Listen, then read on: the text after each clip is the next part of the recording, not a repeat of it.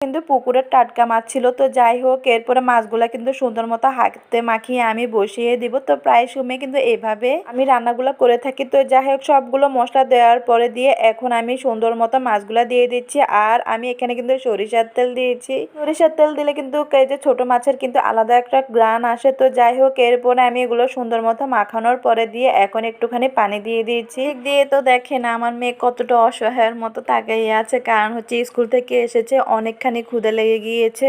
পরে আমি ওকে একটা আম কেটে দিলাম। আর এখান দিয়ে কলা গাছের বুগুলিগুলো কিন্তু রান্না হয়ে গিয়েছে, একটু ধন্যবাদ নামিয়ে ফেলবা। আর এইদিকে রুমে এসে দেখি আমার বড় মেয়ে ছোট মেয়ে এত বেশি দুষ্টুমি করছিল। আমাদের যে মুরগির বাচ্চাটা নিয়ে ওরা দুষ্টুমি করছিল। আমার ছোট মেয়েটা অনেক বেশি ভয় পাচ্ছিল। তো যাই হোক, এরপরে আমি এখানে আবার রান্না করে চলে আসলাম, তাড়াতাড়ি রান্নাটা কমপ্লিট করতে হবে। তো যাই হোক, একে একে সবগুলো রান্না কিন্তু আমার হয়ে আসছে।